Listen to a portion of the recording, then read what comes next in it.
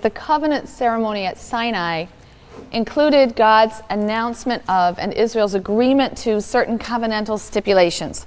So Exodus 24, verses 3 and 4 describe this agreement as follows. Moses went and repeated to the people all the commands of the Lord and all the rules, and all the people answered with one voice, saying, "All the things that the Lord has commanded we will do." And Moses then wrote down all the commands of the Lord. So the covenant concluded at Sinai is the climactic moment in the Pentateuchal narrative, and it came to be viewed as the initiation of God's articulation of the laws and rules and ordinances and instruction by which the ancient Israelites were to live.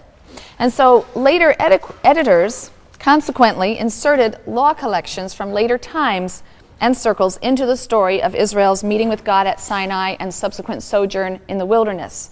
This was done in order to lend these collections an air of high antiquity and to give them divine sponsorship.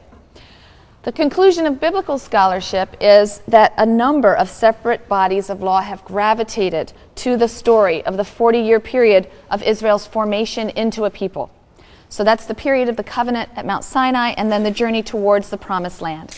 All Israelite law is represented in the biblical account as having issued from that time, that 40-year period of intimate contact between God and Israel.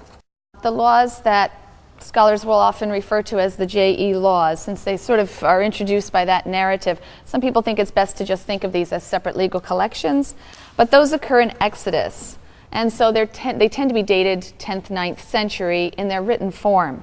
The laws of the priestly material are mostly going to be found in Leviticus and Numbers, and those will be formulated somewhere from the 8th to the 6th century. Same period of time, roughly, we have the laws of D, which are found, obviously, in Deuteronomy.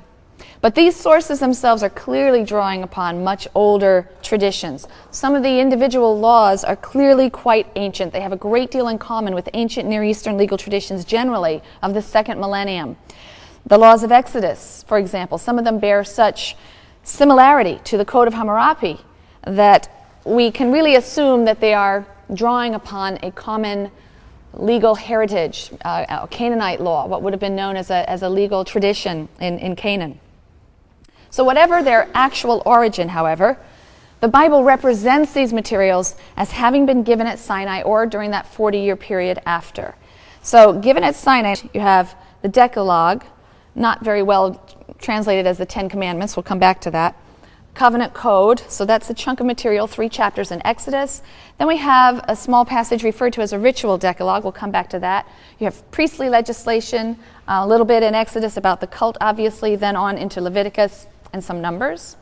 And according to the biblical narrative then, the following materials were given in the 40 years after Sinai, as the Israelites are encamped in the wilderness on their journey toward the land of Israel. So those are presented as supplements in Numbers, but also the Deuteronomic Code.